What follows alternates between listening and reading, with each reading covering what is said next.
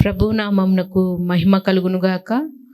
ప్రభునందు ప్రియమైన వార్లారా, మరొక నూతన వాక్యంతో మీ ముందు ఈలాగు నిలుచుండి దేవాది దేవుని యొక్క అమూల్యమైన మాటలను ధ్యానించుటకు దేవాది దేవుడు నాకు ఇచ్చిన శ్రేష్టమైన సమయాన్ని బట్టి దేవునికి హృదయపూర్వకంగా నేను కృతజ్ఞతాస్తుతులు చెల్లించుకుంటున్నాను.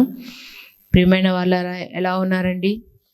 అందరూ క్షేమకరంగా, ఆరోగ్యంగా, ప్రార్థనా జీవితంలో బలపడుతూ ఈ నూతన సంవత్సరంలో ఇంకా మీ కుటుంబంలో నూతనమైన కార్యాలు, మీ ప్రార్థనా జీవితం మెరుగుపడాలని మా అనుదిన ప్రార్థన. బాగుండాలని మేము కోరుకుంటున్నాం. మంచిది ప్రియమైన వాళ్ళరా, ఏమాత్రం సమయం వ్యర్థం చేయక దేవుడు మనకిచ్చిన ఈ శ్రేష్టమైన సమయంలో ఆయన మాటలను ధ్యానం చేద్దాం. ఎంతోమంది స్త్రీలను గడిచిన కాలంలో మనం ధ్యానించి ఉన్నాం కదండి. వారి యొక్క ప్రార్థనా జీవితం అయితేనేమి, విశ్వాసం అయితేనేమి, దేవుని యందు భయభక్తులు కలిగి ఏ రీతిగా వారి కుటుంబాలను కట్టుకున్నారో, ప్రార్థన ద్వారా తమ కుటుంబాలను ఎలా నిలవబెట్టుకున్నారో చాలామంది స్త్రీలను మనం ధ్యానించి ఉన్నాం. మరికొందరైతే ప్రార్థన లేకోకుండా, దేవుడు లేకోకుండా తమ నిర్ణయాల చొప్పున తమ కుటుంబాలను ఎలా పతనం చేసుకున్నారో వారి గురించి కూడా ధ్యానం చేసినాం. నేటి దినకాలంలో ఒక చక్కటి స్త్రీని మీకు పరిచయం చేస్తున్నానండి. ఏమి ఆ స్త్రీ యొక్క వ్యక్తిత్వాలు, ఆమె యొక్క గుణగణాలు, ఆమె ఏ రీతిగా జీవించింది, ఆమె జీవిస్తూ తన కుటుంబాన్ని, తన బిడ్డలను ఏ రీతిగా ప్రభు సన్నిధానానికి నడిపించిందో ధ్యానం చేద్దాం. నేటి దినకాలపు అంశభాగము, తనతో పాటు తన ఇంటి వారిని రక్షణలోనికి నడిపించిన స్త్రీ. ఎవరా స్త్రీ అంటే బాగా పరిచయమైన స్త్రీనే. క్రొత్త నిబంధన గ్రంథంలో అపోస్తుల కార్యములు 16వ అధ్యాయము 14వ వచనంలో ఈ స్త్రీ అక్కడ రాసి ఉన్నది.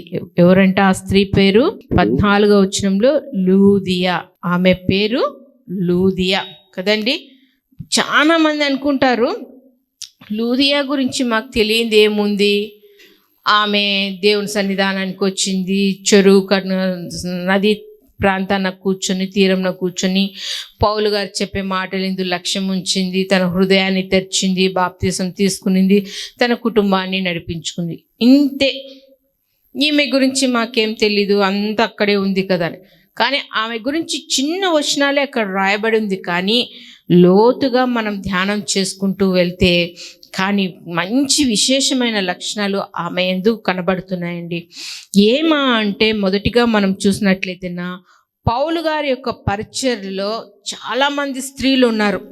ఆయన యొక్క పరిచర్య చేస్తున్నప్పుడు ఆయన యొక్క ప్రయాసాలు, ఆయన యొక్క శ్రమలు, అనుభవాలు, సంఘాలకు ఏ రీతిగా ఉత్తరాలు రాస్తూ సంఘాలను ఎలా బలపరుస్తున్నాడో ఇవన్నీ మనం ధ్యానం చేస్తూ వచ్చినాం.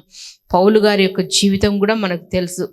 అలా పౌలు గారు వాక్యాన్ని ప్రకటిస్తూ అనేకులను దేవుని వైపు మలుస్తూ ఉన్నప్పుడు, త్రిప్పుతూ ఉన్నప్పుడు చాలామంది స్త్రీలు పౌలు గారి ప్రసంగానికి ఆకర్షితులై పౌలు గారితో పాటు పరిచర్యలో ముందుకు వెళ్తూ వచ్చినారు.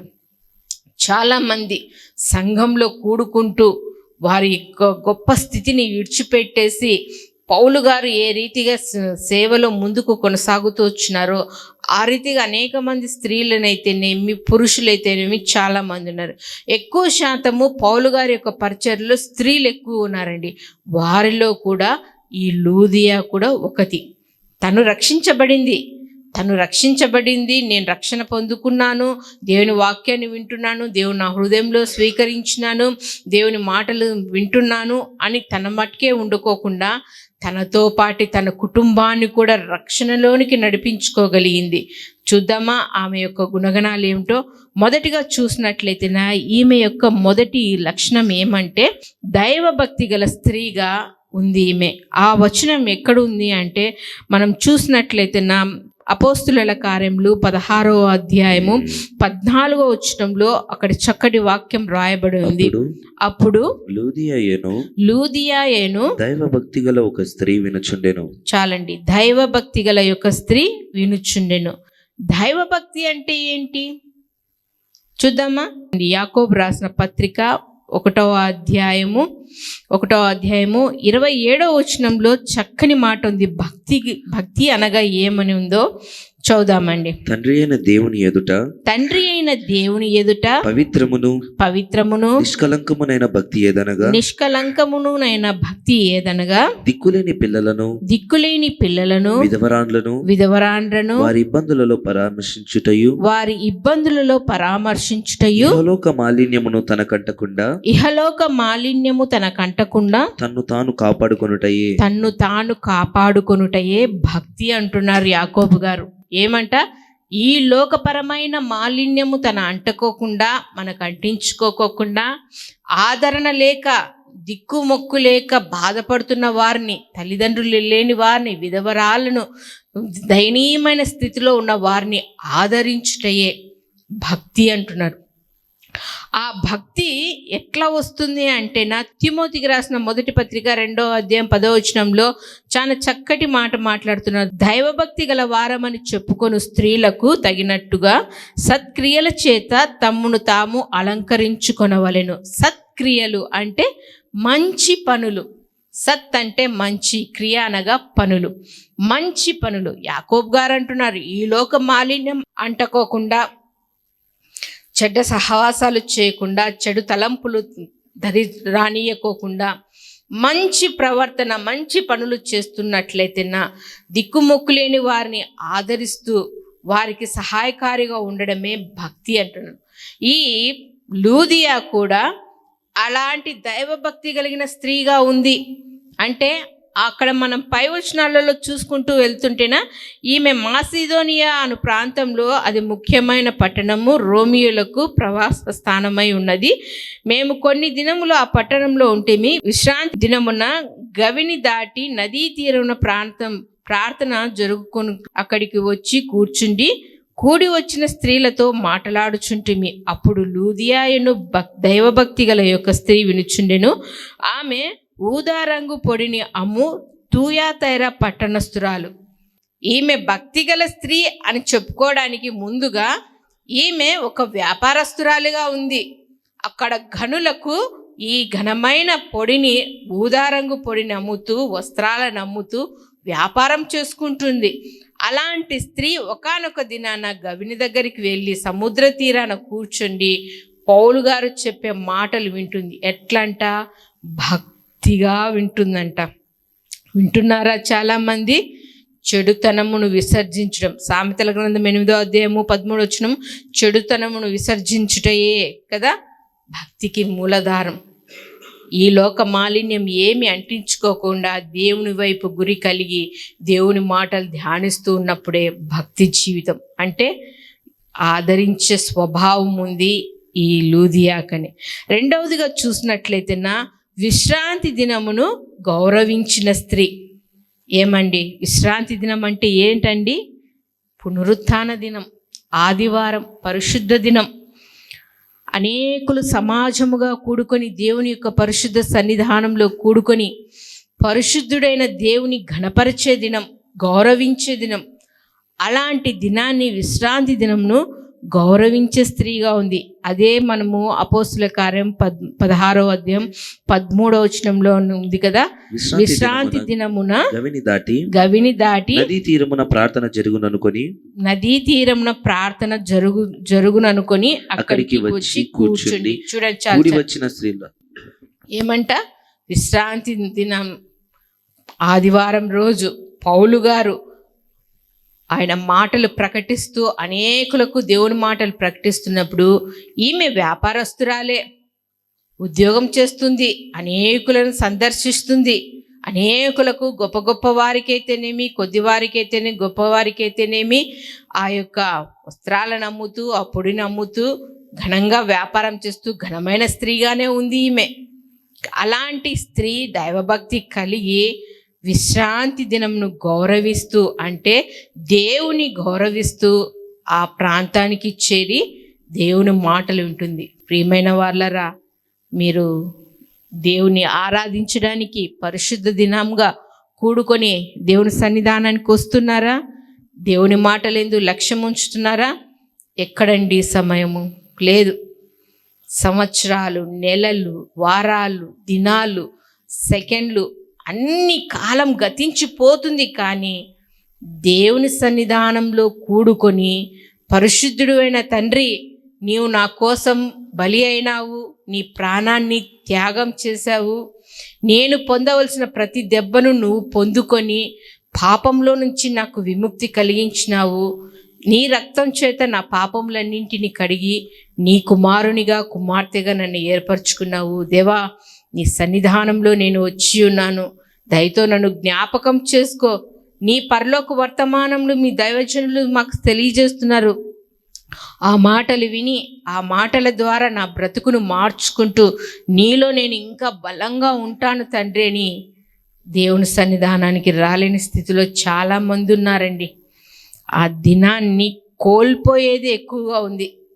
పునరుత్థాన దినాన్ని 2 గంటలు దేవుని సన్నిధానంలో గడిపే బదులు 2 గంటలైనా 1 గంట అయినా బయటికి వెళ్ళి పని చూసుకుంటే ఒక 500, 600, 1000 రూపాయలు వస్తాయి కదా, ఈ దినం నాకు గడిచిపోతుంది అని సన్నిధానాన్ని నిర్లక్ష్యం చేసి పోయేవారు ఎంతోమంది ఉన్నారు. ఇంకా కర్మ ఏంటంటేనా, విచారకరమైన మాటలు ఏంటంటేనా, బాప్తీసం పొందుకొని ఆ క్షణము నుంచి ప్రభు సన్నిధానంలో బలంగా ప్రార్థనా జీవితాన్ని కలిగి ఉండి కూడా ఉద్యోగంలో హోదా పెరిగే కొద్దీ పై అధికారుల యొక్క మన్నలు పొందుకోవాలే కానీ దేవుని దగ్గర మన్నలు నాకు అవసరం లేదని పరిశుద్ధ దినాన్ని నిర్లక్ష్యం చేసే వాళ్ళు చాలామంది ఉన్నారని. మరి మీరెలా ఉన్నారు? సంవత్సరాలు గతించిపోతున్నాయి కదా, నిర్ణయాలు తీసుకుంటారు. 31st వాచ్ నైట్ సర్వీస్లో, దేవా గడిచిన సంవత్సరం అంతా నన్ను కాపాడావు తండ్రి, తొలి వాగ్దానంగా తొలి మాటగా నువ్వు నాతో మాట్లాడు అని వాగ్దానాలు తీసుకుంటారు. అవి ఎంతవరకు గుర్తుంటాయో మీకే తెలియాలా. కానీ దేవుని సన్నిధానంలో పెద్ద తీర్మానాలు తీసుకుంటారు చాలామంది. ఏ ఆదివారం నేను మిస్ కాను తండ్రి, ఎంత ఇబ్బంది అయినా ఎంత కష్టమైనా ప్రతి ఆదివారం నీ సన్నిధానంలో నేను కనబడతానని 31వ తారీఖున వాగ్దానం చేసుకుంటారు దేవుని సన్నిధానంలో. మొదటి ఆదివారమే ఎగరగొట్టేస్తారు. ఇది నేటి సమాజంలో విశ్వాసులుగా ఉన్నవారు చేస్తున్నది. కానీ ఈమె తన వ్యాపారం చేసుకుంటూ కూడా దేవునికి ఎక్కువ ప్రాధాన్యత ఇస్తూ వచ్చింది. మొదటిగా దైవభక్తి గల స్త్రీగా ఉంది, రెండవదిగా విశ్రాంతి దినం గౌరవించే స్త్రీగా ఉంది, మూడవదిగా చూసినట్లయితే నా ప్రార్థనలో ఏకీభవించిన స్త్రీగా ఉంది. అక్కడే అదే అధ్యాయంలోనే అన్నీ అక్కడే సమకూడి ఉన్నాయి కాబట్టి నేను చెప్పుకుంటూ వెళ్తున్నాను. ఎలా ఉందంట? దైవభక్తి గల స్త్రీగా ఉంది, విశ్రాంతి దినాన్ని గౌరవించే స్త్రీగా ఉంది, అంత మాత్రమే కాక ప్రార్థనలో ఏకీభవించిన స్త్రీగా ఉంది. అంటే పౌలు గారు చెప్పే ప్రతి ప్రసంగము వింటుంది. అక్కడ అనేకులు, పురుషులైతేనేమి, స్త్రీలైతేనేమి, పిల్లలైతేనేమి చాలామంది కూడుకున్నారు, దేవుని మాటలు వింటున్నారు. వింటున్నప్పుడు ఆమె కూడా దేవుని మాటలు వింటూ వారితో పాటు ప్రార్థనలో ఏకీభవిస్తుంది. ఏకీభవిస్తున్నారా ప్రార్థనలో మీరు కూడా? అదే పౌలు గారు అంటున్నారు హెబ్రీయులకు రాసిన పత్రిక 10వ అధ్యాయము, హెబ్రీయులకు రాసిన పత్రిక 10వ అధ్యాయము 24వ వచనంలో ఈ రీతిగా పౌలు గారు సెలవిస్తున్నారు. కొందరు మానుకొనుచున్నట్లుగా సమాజముగా కూడుట మానక ఒకరినొకరు హెచ్చరించుచు ఆ దినము సమీపించుట మీరు చూచిన కొలది మరి ఎక్కువగా అలాగు చేయుచు ప్రేమ చూపుటను సత్కార్యములు చేయుటను ఒకరినొకడు పురికొల్పవలనని ఆలోచించుము. ఏమంటున్నారు? కొందరు మానుకొనుచున్నట్లుగా సమాజంగా కూడుట మానక ఒకరినొకరు హెచ్చరించుకుంటూ ఆ దినము సమీపించుకొలది. ఆ దినము? పరిశుద్ధమైన దినము, పునరుత్థానమైన దినము. మనకు తెలిసిన వారు ఎవరైనా నీతో పాటు సంఘంలో కూడుకుంటూ నీ ప్రక్కన కూర్చుంటూ వ్యక్తిగతంగా వాళ్ళతో నీకు సహవాసం ఉన్నప్పుడు, పరిచయం ఉన్నప్పుడు నువ్వేమని మాట్లాడతావు వాళ్ళతో? నేటి కాలంలో మాట్లాడుతున్నారో లేదో తెలియదు, కానీ ఒకరినొకరు పురిగొల్పుకోవాలి. అంటే ఫోన్ ఉంటే ఫోను, లేదంటే వ్యక్తిగతంగా కలుసుకున్నప్పుడు అక్క రేపటి దినం పునరుత్థాన దినం ఆదివారం సమయానికి వద్దాం, ఇద్దరం కలిసి ప్రార్థన చేద్దాం. నీ సమస్య ఏదైనా, నా సమస్య ఏదైనా దేవుని సన్నిధానంలో మొరపెడదాం. కార్యం చేయవాడు దేవుడే అని ప్రార్థనలో ఏకీభవించాలి. ఈమె అక్కడ కూడుకున్న వారందరిలో వారితో పాటు ప్రార్థనలో ఏకీభవించి పరిచర్ల కోసం ప్రార్థన చేసే విధంగా ఉంది. చాలామంది ఏకీభవించి ప్రార్థన చేయడం లేదు. ఎందుకంటే ముందు వీళ్ళకి రాదు కదా ప్రార్థన చేయడం. వస్తారు, కూర్చుంటారు, మోకాలొంగేది కూడా కాదు, రాదు. చక్కగా కాలు బార్లా చాంపుకొని గడ్డం కింద ఇట్లా చేసుకొని కూర్చొని ఉంటారు చాలామంది. అది దేవుని గౌరవించడం కాదండి, నిర్లక్ష్య భావము. కానీ ఈమె భక్తిగల స్త్రీగా ఉంది. వారితో పాటు ఏకీభవిస్తూ ప్రార్థన చేస్తుంది. ఒక వ్యక్తి, ఒక యవనస్తుడు క్రమంగా ప్రార్థనకు వస్తూ ఉన్నాడంట. అలా వస్తున్నప్పుడు ఒకానొక దినాన ఏం జరిగిందో ఏమో, ప్రార్థనకు సంఘానికి రావడం మానేశాడు. ఏ కూడికలకు హాజరు కావడం లేదు. దైవజనులకు తెలుస్తుంది, పలానా కుటుంబం ప్రతి కూడికలకు, ప్రతి ఉపవాస ప్రార్థనలకు, సంఘంలో ఏ పరిచర్య జరిగినా, ఏ కూడికలు జరిగినా పలానా కుటుంబం ముందు ఉంటుందని సేవకులకు బాగా తెలుసు. కొద్దిమందైనా పెద్దమందమైనా కానీ గమనిస్తుంటారు. ఈ దైవజనులు కూడా గమనించినాడు. దాదాపు ఒక 3 నెలలు ఆ అబ్బాయి సంఘానికి రాకోకుండా ఉంటే ఈ దైవజనులు ఇంటికి వెళ్ళి పరామర్శించినట. ఏమయ్యా, ఎలా ఉన్నావు? ఏ కూడికలకు నువ్వు హాజరు కావడం లేదు. చివరిగా ఆదివారం పూట కూడా నువ్వు దేవుని సన్నిధానానికి రావడం లేదు. ఏమైంది? ఏమన్నా సమస్యలా, కుటుంబ సమస్యలా, ఏమి చెప్పు అని బలవంతం చేయడం ద్వారా ఫస్ట్ అడిగినప్పుడు ఏం లేదండి అని తమాయించుకుంటూ పక్కకు వెళ్తున్నాడంట.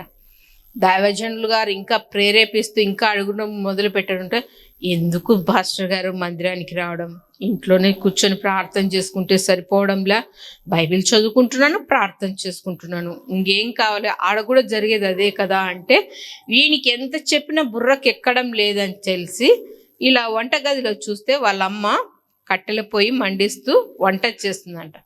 వంట చేస్తున్నప్పుడు వీనికి అర్థమయ్యే రీతిలో చెప్పాలనేసి, నాన్న ఆ కట్టె తీసుకొని రాపో, మండుతున్న కట్టెను అంటే కట్టె తీసుకొని వచ్చినాడంట. తీసుకొని వచ్చి అట్లా బయట వేసేయన, బయట కింద పడేసినాడంట మండుతున్న కట్టెను. అది కొంతసేపు రగిలి కాలుతూ చివరికి ఆరిపోయి సన్నగా పొగ వస్తుందంట.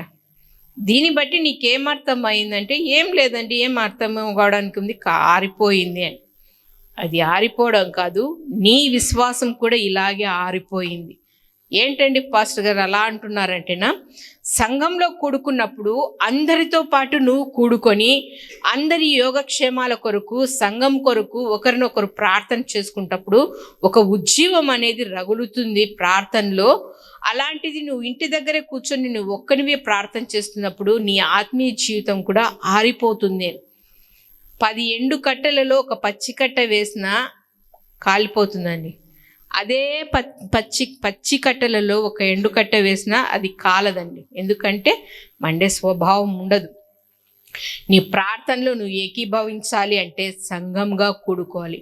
ఈ స్త్రీ సంఘంగా కూడుకుంది కాబట్టి అక్కడున్న వారి కొరకు, తన కొరకు ప్రార్థన చేస్తూ ఉండే స్త్రీగా ఉంది. తర్వాత చూస్తున్నట్లయితే దేవుని వాక్యము వింటున్న స్త్రీగా ఉంది. దేవుని మాటలను ధ్యానించే స్త్రీగా ఉంది. యాకోబు రాసిన పత్రిక 1వ అధ్యాయము 19వ వచనంలో చాలా చక్కని మాట ఈ రీతిగా ఉంది. నా ప్రియ సహోదరులారా మీరు ఈ సంగతి ఎరుగుదురు గనుక ప్రతి మనుషుడు వినుటకు వేగిరపడువాడును, మాటలాడుటకు నిదానించువాడును, కోపించుటకు నిదానించువాడునై ఉండవలెను. ఇక్కడ ఏమని వ్రాయబడి ఉందంటే, కొంతమంది అయితే మాట్లాడమంటే గంటల తరబడి లొడలొడలో మాట్లాడుతూనే ఉంటారు. ఆ ఇంటికి వెళ్ళడం, ఈ ఇంటికి వెళ్ళడం, ఆ సంగతి ఈ సంగతి, ముసలమ్మ ముచ్చట్లు. తన కాళ్ళు కుదురుగా ఉండవు చాలా మందికి, వాళ్ళ ఇంటి దగ్గర కూర్చొని ఉండరు. అంటే ఏదేదో మాట్లాడాలి. కానీ ఇక్కడ దేవుడు ఏమని చెప్తున్నాడు, మీరు మాట్లాడుటకు నిదానించండి, వినుటకు వేగిరపడాలంట. అంటే ఏమన్నా దేవుని మాటలు విందాం, ఇంకా మాకు తెలియని మాటలు ఏమన్నా చెప్తారేమో, దేవుని మాటల ద్వారా నా జీవితం మారుతుంది అని. అదే అంటున్నారు కదా, వినుట వలన విశ్వాసము కలుగును. ఆ వినే మాటలు ఏమిటి? దేవుని గూర్చిన మాటలే వినాలే కానీ లోక సంబంధమైన మాటలు ఎందు మనం లక్ష్యం ఉంచినట్లయితే పడిపోయే వారంగా ఉన్నాం. ఈమె అనేక ప్రాంతాలకు వెళ్ళి తిరుగుతూ ఉన్నప్పటికీ ఆమె దైవభక్తి గల స్త్రీగా ఉండి విశ్రాంతి దినాన్ని గౌరవిస్తూ ప్రార్థనలో ఏకీభవిస్తూ అంత మాత్రమే కాకోకుండా దేవుని మాటలు యందు వినుటకు సిద్ధపడి ఉందంట. దేవుని వాక్యంను వింటూ కూర్చుందంట. మనము కూడా దేవుని మాటలు వినడానికి వేగిరపడాలంట కదండి. దేవుని మాటలు వినడానికి వేగిరపడడం ఆసక్తి ఉండదు.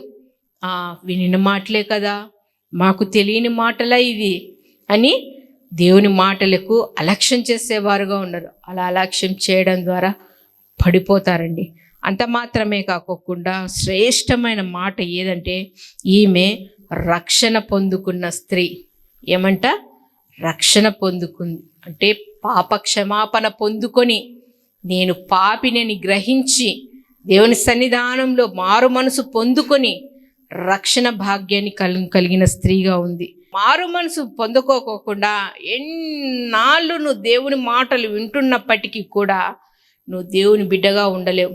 ఎప్పుడైతే మారు మనసు పొందుకొని పాప క్షమాపణ పొందుకొని దేవా నీలో నూతనంగా నేను జీవిస్తానని తండ్రి కుమార పరిశుద్ధాత్మ నామంలో నీటిలో మునిగి నువ్వు బాప్తీసం తీసుకున్నట్లయితే నా రక్షణ అనుభవంలోనికి వస్తుందని నూతన స్వభావాన్ని. చాలామంది తమ కుటుంబంలో తల్లిదండ్రులు రక్షణ పొంది ఉంటారే కానీ బిడ్డల యొక్క రక్షణ కొరకు ఆలోచించేవారుగా ఉన్నారు. మేము రక్షించబడ్డాము, దేవుని సన్నిధానంలో బలంగా ఉన్నాము, ప్రతి ఆదివారము దేవాదేవుని యొక్క పరిశుద్ధ శరీరము రక్తాన్ని మేము స్వీకరిస్తున్నాము, మా విశ్వాసాన్ని మా ప్రార్థనా జీవితాన్ని మేము బలపరుచుకుంటున్నాము అని అనుకుంటున్నారే కానీ తమ బిడ్డలు నశించిపోతున్నారే, మా బిడ్డలు కూడా ఈ రక్షణ భాగ్యం కావాలి, వారు కూడా మారు మనసు పొందుకోవాలి అనే ఆలోచన లేకోకుండా చాలామంది ఉన్నారు. కానీ ఈ స్త్రీ రక్షించబడి అలాగే తనతో పాటు తన కుటుంబాన్ని కూడా రక్షించుకోగలిగింది. ఈ సమయము దేవుడిచ్చినది. దేవుడిచ్చిన సమయంలో మనం రక్షణ పొందుకోవాలి, వాయిదా వేయకూడదు. ఇంకా రక్షణ లేకోకుండా పాప క్షమాపణ పొందుకోకుండా ఊరికే దేవుని మాటలు వింటూ ప్రార్థన చేస్తూ ఉంటే లాభం లేదండి. ఎప్పుడైతే నువ్వు పాపి అని ఒప్పుకొని దేవుని సన్నిధానంలో పశ్చాత్తాపపడి మారు మనసు పొందుకుంటావో దేవుడు రక్షణనిచ్చేవాడుగా ఉన్నాడు. ఆమె రక్షించబడి తన బిడ్డలను కూడా రక్షణ మార్గంలోనికి వెళ్ళింది. చివరిగా చూసినట్లయితే నా దైవజనులకు ఆతిథ్యం ఇచ్చిన స్త్రీగా ఉంది. ఏమంట? ఆతిథ్యం ఇచ్చే స్త్రీ. అదే కింది వచనాల్లో చూసినట్లయితే ఆమె అంటుంది, అయ్యా నేను భక్తి గల దానినని మీరు గ్రహిస్తే నా ఇంటికి రండి. ఆతిథ్యం ఇచ్చింది. ఇస్తున్నారా దైవజనులకు మీరు ఆతిథ్యము? ఎన్నోసార్లు చెప్తూ వచ్చినాను కదండి. అబ్రహాం గారు దేవదూతలకు ఆతిథ్యం ఇచ్చారు. అలాగే సారెపతు విధవరాలు తన కరువులో ఉంది కానీ దైవజనులు వచ్చి నాకు మొదటి అప్పం నాకు ఇవ్వము, తర్వాత మీరు చేసుకోండి అన్నప్పుడు ఆమె మొదటి అప్పాన్ని దైవజనులు గారికి ఇచ్చి ఆ 3.5 సంవత్సరం కరువులో ఆమె పోషించబడింది. ఇంకా క్రొత్త నిబంధనలో హెబ్రీయులు రాసిన పత్రిక 13వ అధ్యాయం 1వ వచనంలో కూడా ఆతిథ్యం చేయుట మరవకుడి అని, తెలియకనే దేవదూతలకు మీరు ఆతిథ్యం ఇచ్చి ఉన్నారని. ఎన్నో సంవత్సరాలు ఎన్నో నెలలు వెళ్తూ ఉన్నాయి కదా. ఒక్కసారైనా మీ స్థానిక సంఘంలో ఉన్న దైవజనులను మీ కుటుంబానికి ఆహ్వానించి ఒక గ్లాస్ మంచినీళ్ళన్నా ఇచ్చారా? ఒకవేళ ఇవ్వలేకోకుంటే ఈ నూతన సంవత్సరంలో ప్రారంభించండి. నీళ్ళ ఖర్చు ఏం కావండి. ఒకవేళ ఏమి ఇవ్వకపోయినా పర్వాలేదు, దైవజనుల యొక్క పాదం మీ గృహంలో మోపితే అది మీకు ఆశీర్వాదకరం. అది గ్రహించి ఈ లూదియా దైవజనులను తన కుటుంబానికి నడిపించి ఆతిథ్యం ఇచ్చుటకు పిలువనంపించుకునింది. ప్రియమైన వాళ్ళరా, ఎంత చక్కటి స్త్రీగా ఈమె ఉంది. అంత మాత్రమే కాకుండా పౌలు గారి యొక్క మాటలలో ఆమె బలం పొందుకొని అనేకులకు సువార్తను ప్రకటిస్తూ ఆ దేశానికి మంచి పేరు తీసుకొచ్చిన స్త్రీగా ఉంది. ఉన్నామా మనము అలా మంచి పేరు తెచ్చే స్త్రీలుగా? నశించిపోతున్న వారికి ఇంతవరకు ఒకరికైనా దేవుని ప్రేమను నువ్వు చెప్పలేకున్నావేమో, దేవుని ప్రేమకరమైన మాటలను వారికి బోధించలేకున్నావేమో. ఈ క్షణమే మొదలుపెట్టు.